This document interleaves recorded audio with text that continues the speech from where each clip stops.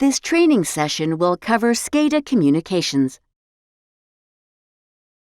Key terms: PLC, Programmable Logic Controller; MPLS, Multi-Protocol Label Switching; kilopascals, unit of measure for pressure; Telesat, satellite network channel used as a primary connection for Scada to talk to the PLCs. We'll be using the Rainbow pipeline as an example for the purposes of this training video. There are a number of pressure and data points on this pipeline, which we'll go through in detail to show how these values end up appearing on the Scada console. Here we're showing the console and the Scada displays around the console. The Scada system takes care of displaying the data as it changes in the field. We'll go through the process of how that data ends up on these displays and how value changes are updated and displayed.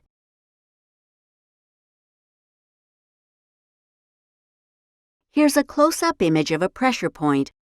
There are many other types of data displayed on these screens, such as temperature, tank levels, valve status, pump status, volume, and so on.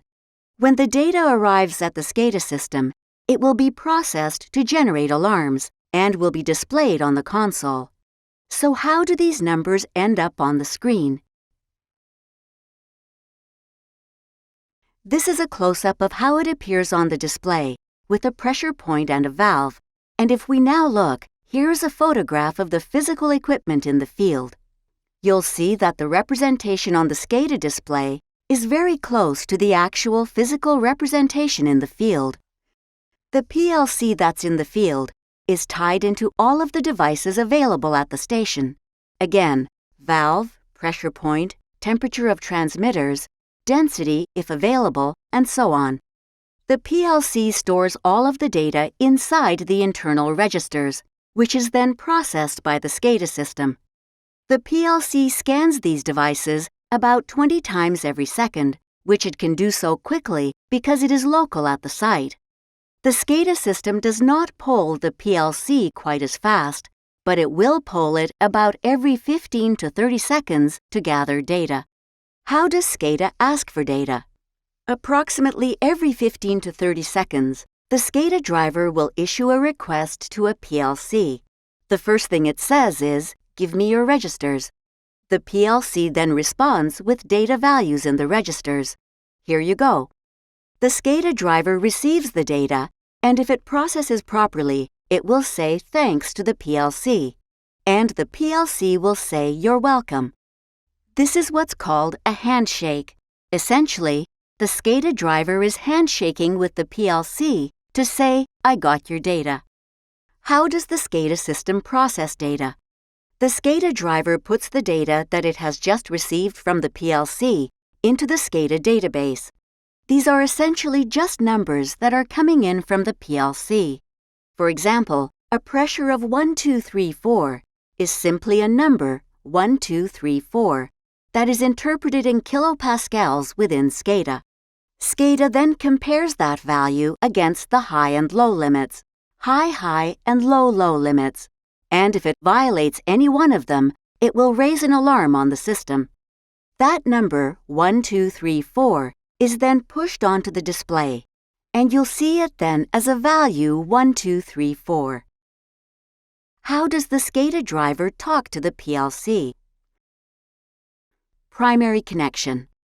This demonstrates the communications infrastructure, which involves many devices that take the messages from the Scada server and send them out to the PLC. Here we'll cover the path that the message takes through this infrastructure. Starting on the left, we have the console. As previously mentioned, the console displays the data from the database. When the Scada server requests registers out of the PLC, it will do so over the primary satellite channel.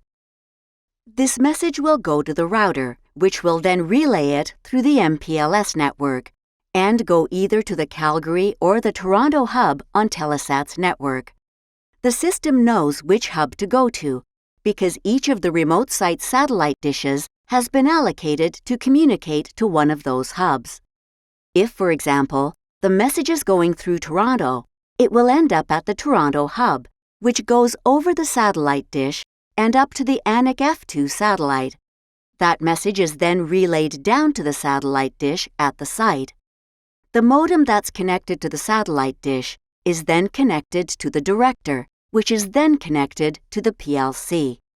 That message that has come from the Scada driver that says, "Give me your registers," is now at the PLC. The PLC will turn around and send its register data back along the same path. Backup connection and double-hop backup connection. On the satellite network, we can see that it's backed up because there is both a Calgary hub and a Toronto hub. So if Telesat, the primary connection, wants to do maintenance on Toronto, it will swing all of the sites over to Calgary, and then half of them back to Toronto once the maintenance is complete. Now, if you want to change the connection of the remote to the backup connection, you'll need to disable the primary connection and enable the backup cell connection. The router will now send the data through the MPLS to the TELUS Mobility Network, the backup connection, which then sends it over the cell network out to the cell that is at the remote site, that is either an external cell or the internal cell on the director. There is a third backup, and that is the double-hop Telesat dish. You'll see in the drawing that the MPLS is a single point of failure, so if it were to fail, we would lose connectivity to both the satellite and the cell networks. For this reason, we installed a satellite dish outside of the old control center building, which the router will direct requests over to reach the Anik F2 satellite.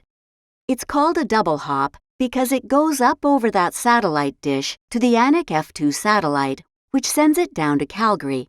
Calgary then sends the message back up to the Anik F2 satellite and out to the PLC.